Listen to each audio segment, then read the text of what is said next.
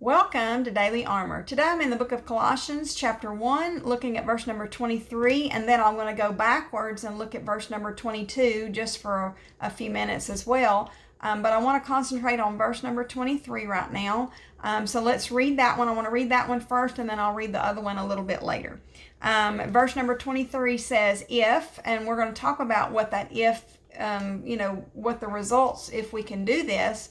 And when we get off track, which like I shared yesterday, I got off track with what God had told me. I didn't mean to. I didn't realize it. I was feeling like something was off, and I was definitely looking for what the source of the problem was, never realizing that it was what it was. Anyway, but if ye continue in the faith, grounded and settled, and be not moved away from the hope of the gospel, which ye have heard, and which was preached to every creature which is under heaven, whereof I, Paul, am made a minister. Now, that's kind of the end of a thought, and we're going to start with the end, and then we'll go back to the previous verse.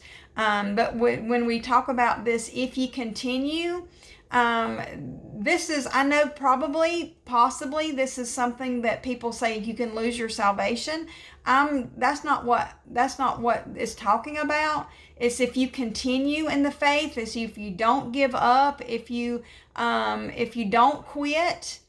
Because I haven't earned my salvation. I didn't attain it. I didn't grasp it. I didn't pay for it. I didn't, deserve it or earn it or any of those things. So I can't keep it. It's not mine. It was his salvation that he gave and imparted to me. My responsibility, this is talking about my responsibility. And if I continue in what's my responsibility, and that's kind of what I was pondering on this morning, I was like, Lord, I messed up. And I knew something was off, but I couldn't figure out what it was. And I had some triggers. I was having trouble with my sleep. I was having trouble with I get some shoulder pain from inflammation. And I'm like, where am I getting this from? Where is it coming from? And I was scrutinizing everything that I was eating, but wasn't scrutinizing my trips to Starbucks well enough. And thought I was making a good informed, but I wasn't informed enough. It did not even dawn on me to question that. And then the Lord brings me back to where I question, and so I do a little bit more research and find out that yes, their coconut milk and their almond milk has sugar in it, and I can't have either one of those when I'm at Starbucks. I can bring my own and add it to a coffee, because I already bring some of my own stuff, or I carry some of my own stuff around with me all the time anyway. So problem solved, issue done, but I was so easily moved away from what God had told me, and I did not realize it. I was seeing, I was experiencing, and you will experience where you're like, something's off. I feel like my prayers aren't being heard. I feel like I'm just off in a little, this way or that way, or whatever the case may be. But if we want to stay grounded and rooted, that goes back to what God has said. And the enemy knows how to distract us. He knows how to deceive us. He is the author of deception.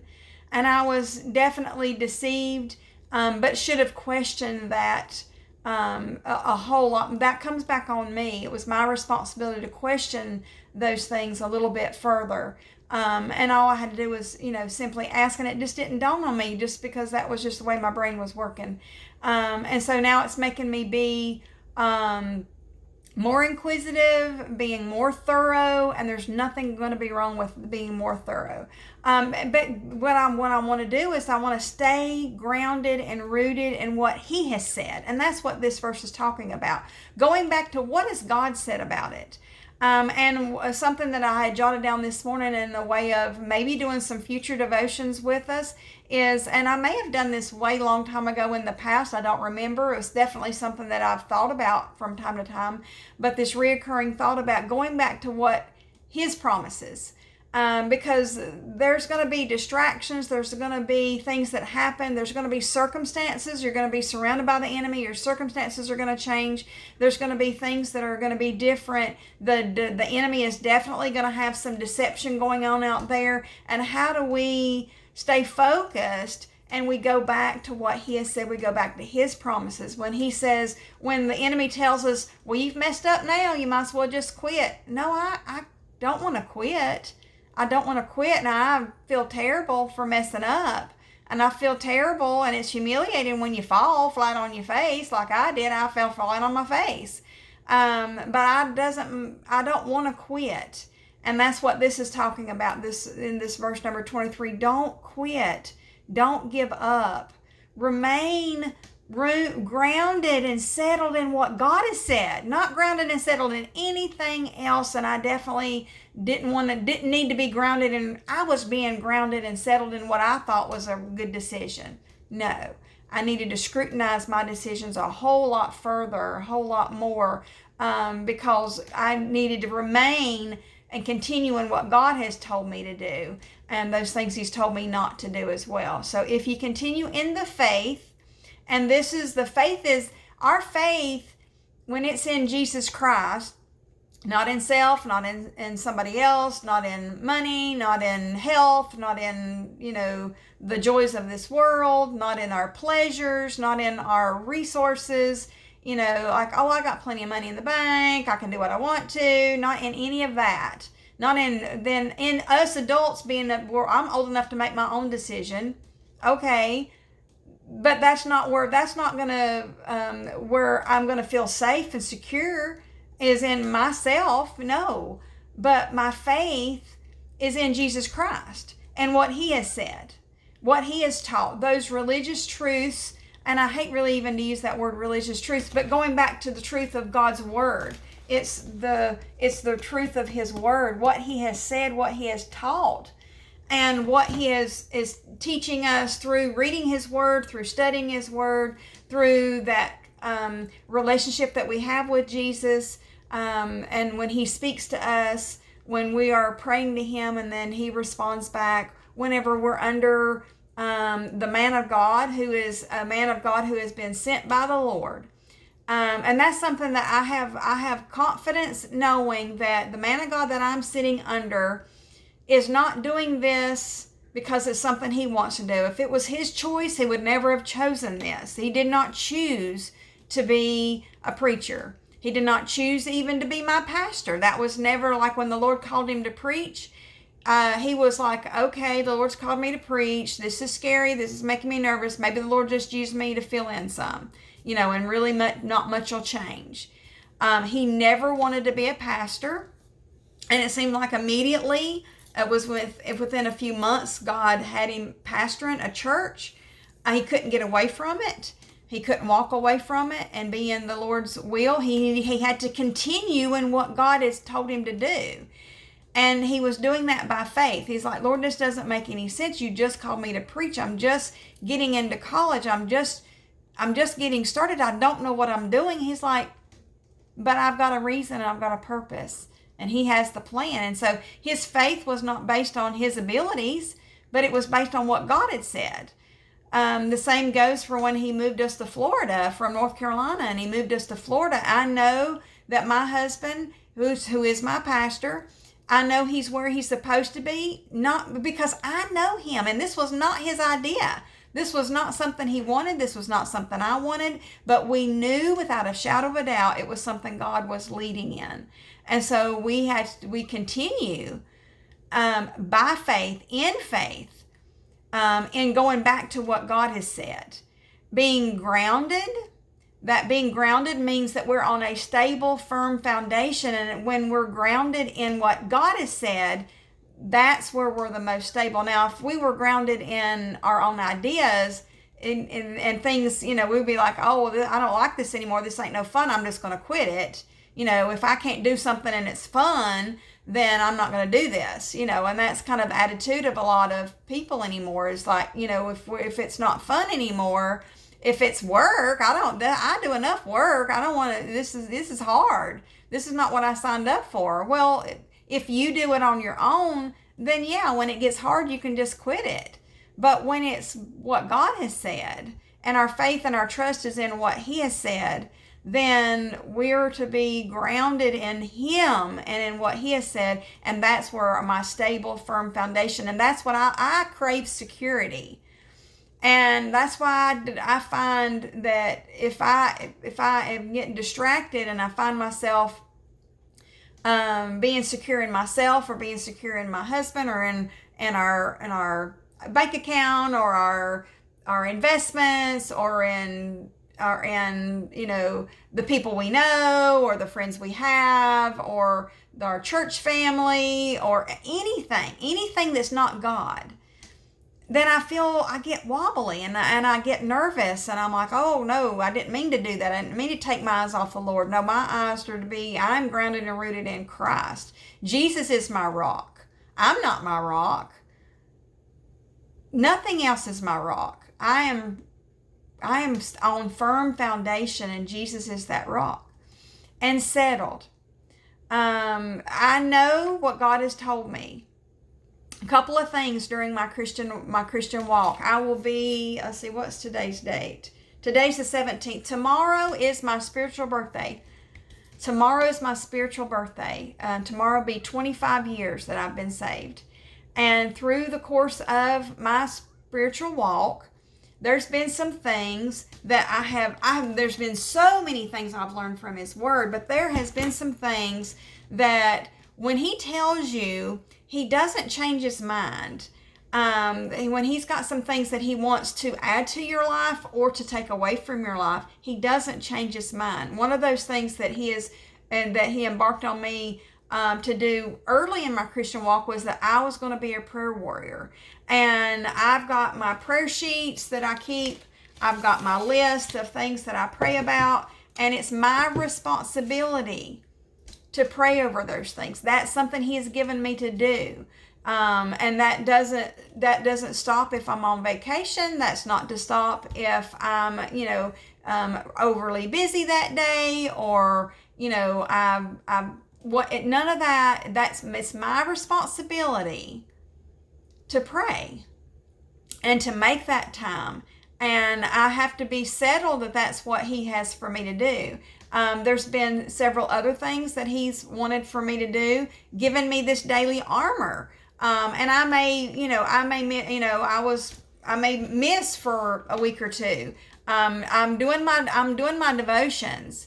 But I'm not necessarily always getting the videos done. And that's on me when I do that. It's my responsibility to do that. And I have to be, sometimes it's a strong effort on my part. And it's a difficult effort on my part to get the videos done. But that's part of my responsibility of things I'm supposed to do. God has a plan for me. And that's part of the plan. And it certainly doesn't make sense to me. Because I don't feel like that I have much to offer. But even if it just helps one person, and sometimes I'll have one person say, Miss Teresa, that you shared the other day, that really helped me. And I'm like, oh, I'm glad it did, because it truly does is what God uses. These are scriptures that God is using in my life to help me. And if it's helped me, then my hope is that if it just helps one person, in addition to myself, then that's the thing that I want to do. And I go back to, this is what God's given me to do. Part of my responsibilities. I have a home mission that the Lord has gifted me with my responsibility, and that's to share Jesus with my family. And my family's all grown and gone, but I get my grandchildren from time to time. I was with them yesterday. I'll have them, in a little while. I have some of my other grandchildren that I have, on a steady basis during the school year. And while I have them, I am to expose them to Jesus Christ. I am to share with them Jesus. And that's my responsibility. Now, over the last 25 years, there's been some things that He has given me, He has taken away from me. And I have grown to appreciate those things He's taken away. Those bad habits that I didn't realize was causing me problems, He has taken them from me. One of the first things that I can remember in my early Christian walk, and I'm not saying this is wrong if you do this on any of it. This is stuff he's given me to do. I'm not saying that you need to, keep your grandchildren. I'm not saying that you need to be a prayer warrior. I'm not saying you need to do anything this is what he's given me personally. And there's some things he's asked me to give up, personally. And one of those things, and it's just something silly, was soap operas. And I remember the day. I can visualize my living room and what I was doing. The laundry was piled up and the TV was on, and I was feeling frustrated and overwhelmed, and kids was running everywhere, and it was being a rough day. And the Lord said, no more soap operas. And I was kind of like shocked, and I'm like, okay. And through the course of the last 25 years, I haven't watched a soap opera. I don't even usually have the TV on during the day. If my grandchildren are here, I put it on videos about Jesus. But if it's just me in the house, the TV is not on.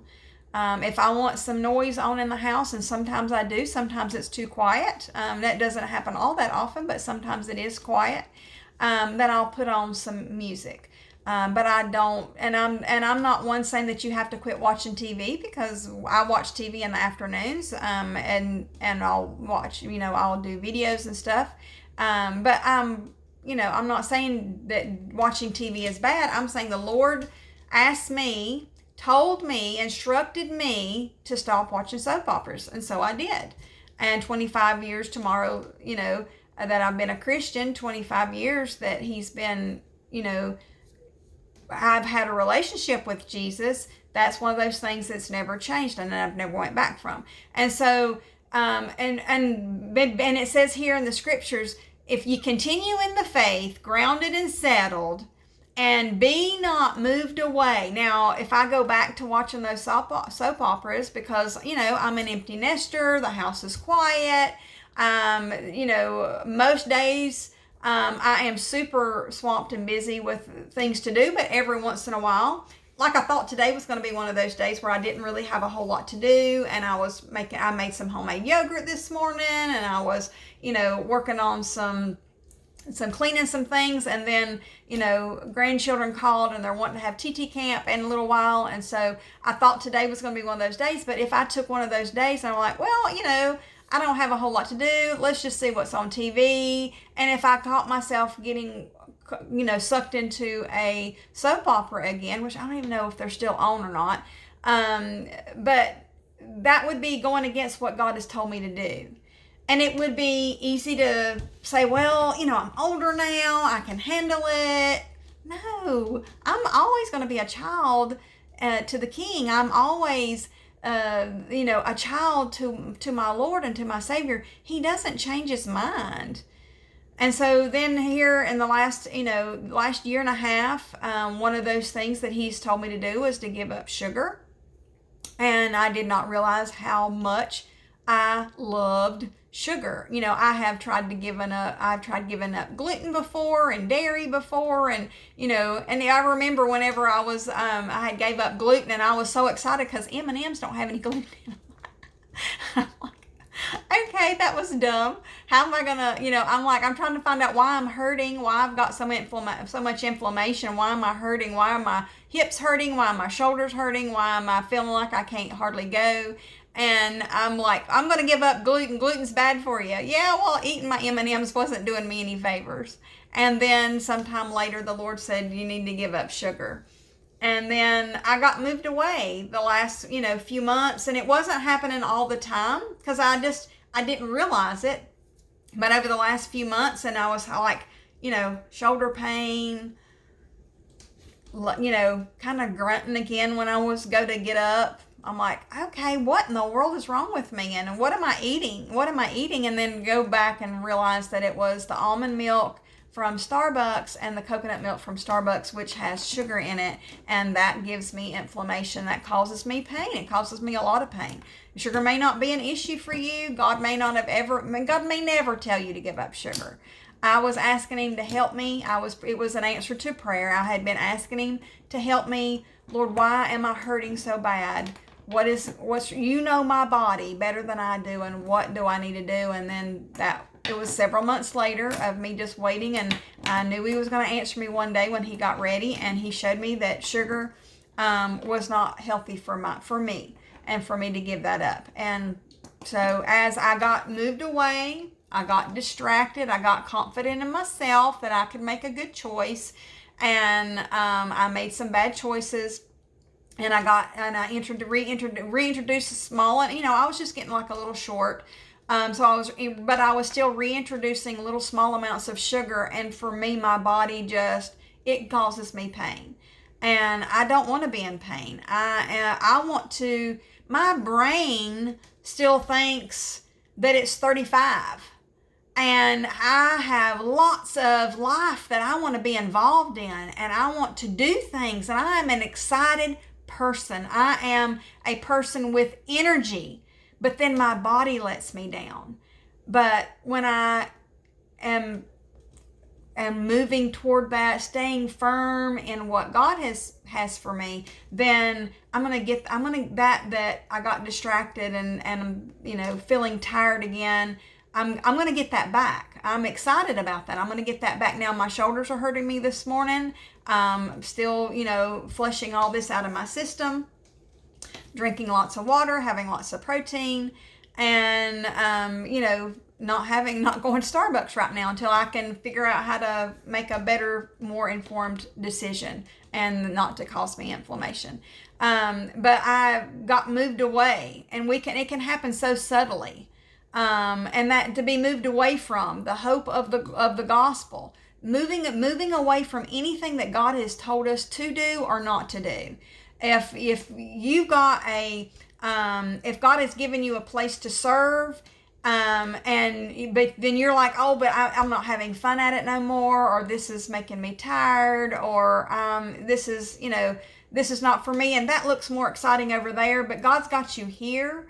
Because I'm telling you, it's not all that exciting sometimes to be a 50-some-year-old grandma, and you're keeping your grandchildren a lot. And I thought at this point in my life, I'm going to get to go back to work, and I'm going to get to earn an income, and we're going to put all that in investments, and we're going to have all this retirement. And I was excited about that.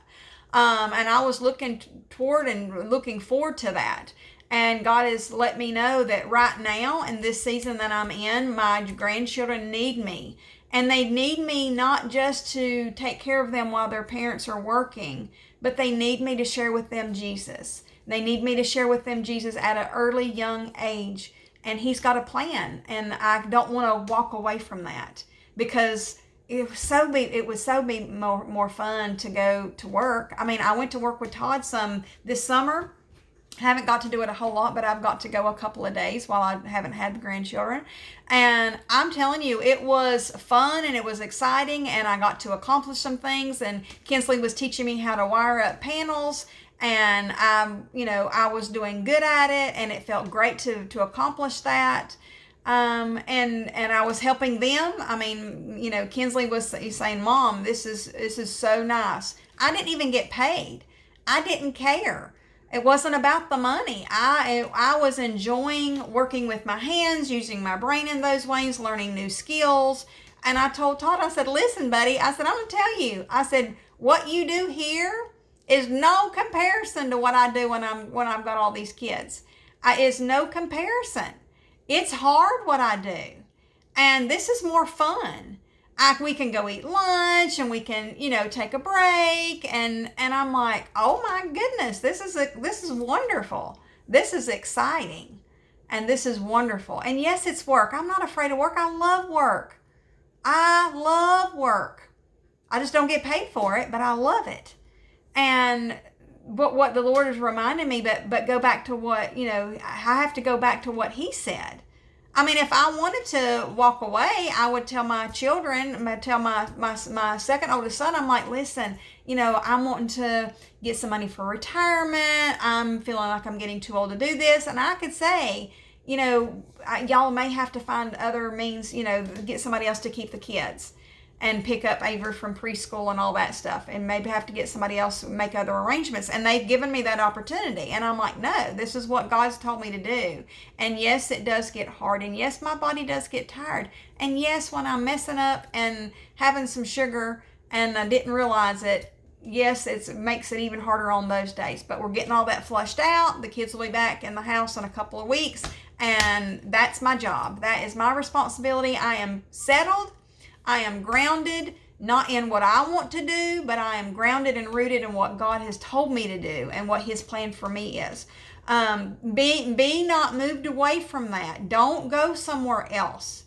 Don't try to do your own thing. Yes, you're an adult. Yes, you can do what you want to, but ultimately we are to be obedient to Christ, because there lies my firm foundation. I am grounded and settled in what He wants, even if it's something that I don't understand or I don't agree with, or that maybe even like sometimes I'm like, well, Lord, this would be more exciting if I got to go over here and do this, but He's like, no, I've got a plan for you. I know where you need to be. I know where I want you to be. I know what man of God I want you listening to. I don't listen to a whole lot of other preachers. Every once in a while I'll listen to something, but I pay very close attention to the man of God that God has given me. And when he's in the pulpit, he is not my husband, but he is a messenger from the man, from God, the man God has chosen to relay his messages to me. And so when ye have heard, and which was preached to every creature which is under heaven, where I, Paul, am made a minister. Paul is saying, I was made this. God made me to do this. This was God's plan for me. I have been chosen to preach. What does preach mean? It means to publish, proclaim. It means to herald. I mean, I'm a herald. My husband's a herald, and he is herald. God has taken a herald and told him to herald the good news. I mean, how awesome is that? That messenger that is just sharing, not his message, not what thus saith Todd. Gosh, no. When he's my husband and he's what's saying Todd, I will question that. I will give him a run for his money. I will be like, okay, you give me some reasons why, and you explain to me a little bit more. But when he is in the pulpit, he is no longer my husband, but he is my pastor, and he is the preacher God has chosen to put in my life. And I am to really pay close attention to the message God has given him, and not sit there thinking, oh, I wish such and such was here. Oh, I wish such and such could hear that. No, there's a message in there for me. Now, I know many other people are getting the message God wants for them when they're listening to it as well.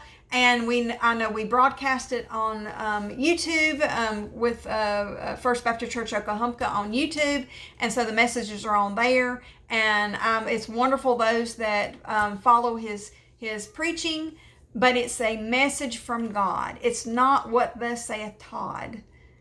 It's what thus saith the Lord through Pastor Todd Harold.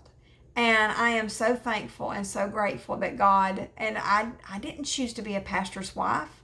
He didn't choose to be a pastor, but God made him a minister, just like he made Paul a minister. And Paul's saying, don't take for granted the words I'm sharing with you, because it's not my opinions, but it's a message God has given me to share with you. And that's exciting, that he has a message to share with you through the man of God. And I'm so excited when I get to hear him. Now, last night I was helping with the grandchildren and didn't make it to church, and that very rarely happens for me, but I was fully expecting him to have it recorded and get to watch it today, and he, through time, did not get the camera set up, and so I didn't get to hear it last night. So he'll have to, I guess I'll have to get him to preach it to me this afternoon or something. So, but and the whole reason that we want to do this is if you continue. So if we remain, we don't give up, we don't quit with what God has said.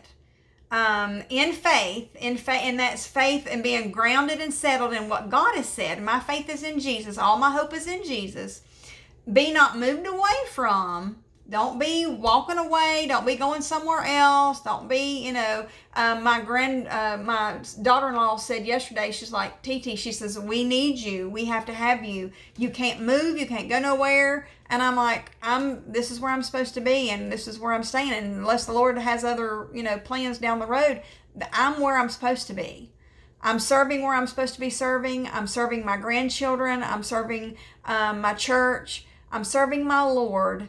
And this is how He's chosen for me to work. I'm serving through Daily Armour. I'm serving through being a prayer warrior. I'm serving in so many ways. And I'm so thankful that the Lord keeps me grounded and rooted and reminds me of what He said. Because I can get distracted. I can run a squirrel. But I have to go back to even those days when I went to work with Todd. I'm like, when we got to where we were going, I was studying while we were traveling to get to work. And I was, and sometimes I was doing a devotion in the car. But I had to go back to what God has told me to do. And then anything else I want to do is just an addition to that. But I have to stay put and serve the way and where God's told me to, because I want to do this verse number 22.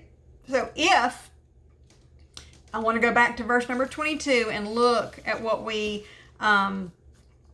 want, in the body of His flesh through death, to present you.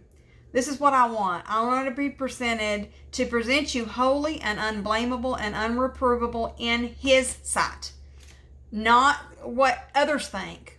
Because I might make others mad. I might make others upset. Others have thought less of me because I don't work a job that earns money.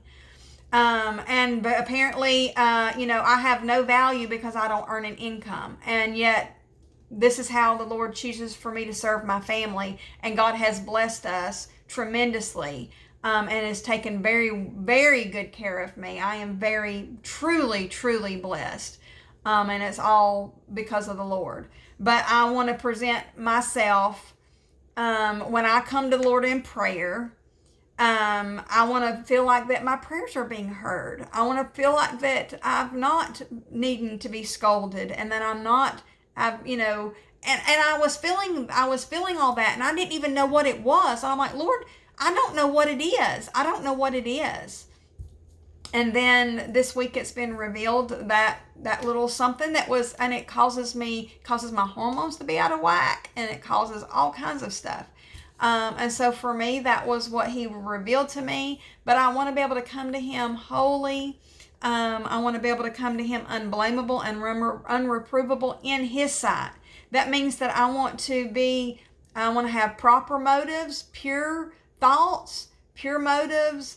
I want to come morally without blemish or fault, innocent of anything. If the Lord says, have you given up sugar? Yes, Lord. And He would be like, a couple of days ago, He'd be like, no, you're not. You're having sugar. And I'm like, I'm not having any sugar, Lord. Where am I having it? Well, I found out I was having it in my coconut milk and in my almond milk that I was having at Starbucks. So there you go. I was blamable. I hadn't realized it yet, but I was blamable. And then this unreprovable is not deserving reproof, not deserving to be ridiculed. Now, I will get ridiculed, but that's not what it's talking about.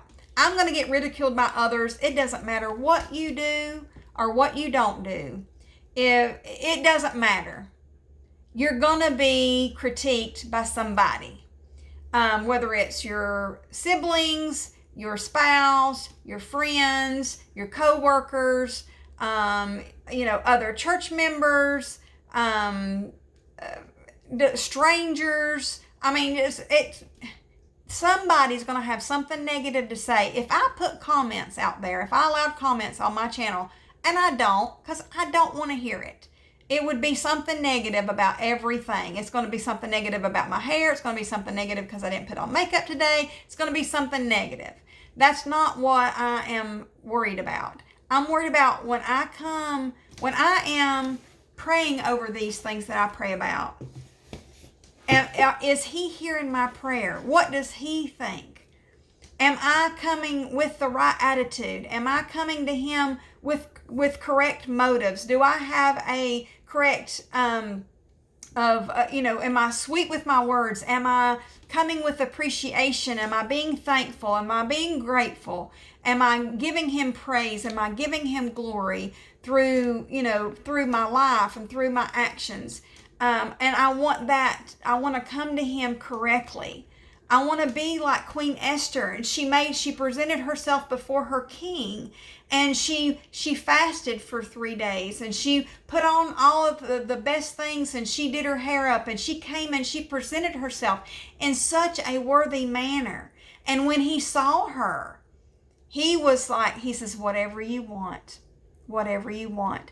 And I'm not coming to my king to get whatever I want. Because what I'm praying, I'm saying, Lord, I don't know what I need, but you do. But Lord, I'm coming and I'm praying for my children, and I'm praying for my grandchildren. I'm praying for you to help my husband today. And I'm praying for you to help him as my pastor, and help him to lead our family and to lead our church. And I'm asking you to intervene for Wendy and provide for her. And I'm asking for you to heal Miss Virginia. And I'm asking for you to move in on John Davis Jr.'s situation, and he's surrounded by the enemy. And Lord, I am wanting you to do some mighty things in his life. And we have to come correctly to the Lord, and I'm wanting to come correctly.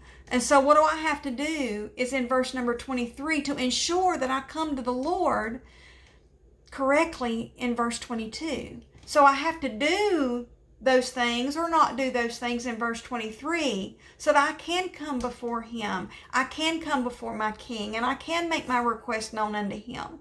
And I can say, Lord, I've still got this judge that I need that final approval on, and this has been going on since March, and Lord, I don't know what the delay is, but you do. And Lord, if I could find favor in your eyes for this to be took care of, if I could get that phone call today from the clerk saying that your case has been approved and you can come and collect your things. I want to come to him unblameable, not having, coming correctly into his presence, because there's some wonderful things out there that can only happen through prayer, that can only happen through the providential hand of God himself.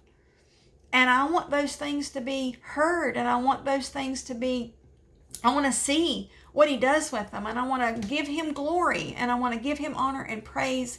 And I've got to do those things by remaining, not giving up, by remaining in what he has said for me. And when I get moved away, when I get distracted, when I got confident in my own ability to make a decision, and then I realized, then I find out later that, man, you've been messing up for months and did not even know it. Then he gives me that way to come back to him and ask for forgiveness and get me back on the right track, and something I didn't even know I was off track in. But he revealed it to me so that I could come to him and ask for forgiveness, so that he could make me clean. He's cleaning me up, and he's getting me back on track. Now, I didn't realize I was just a little slightly off over here, and I didn't realize it. But he wants me grounded, settled, rooted in what he said, focusing on him, keeping my eyes and keeping my thoughts on him. And I'm just so thankful, and I'm so grateful. And as I'm pondering on some more of maybe his promises, and there's lots more verses here in the book of Colossians. We may, maybe the next few days we may go over I've highlighted several things in because I read the whole book. It's not very many chapters. It's not a very long book of the Bible, but I read the whole book this morning and just very excited and highlighting some things that maybe the Lord will let us look at over the next few days. If not, maybe the Lord will let us explore some of his promises. And then think about today of the promises he's made you personally, of the things he's told you to do personally, the things he's told you not to do personally, and continue in that. Thank you for joining me. I look forward to seeing you again soon.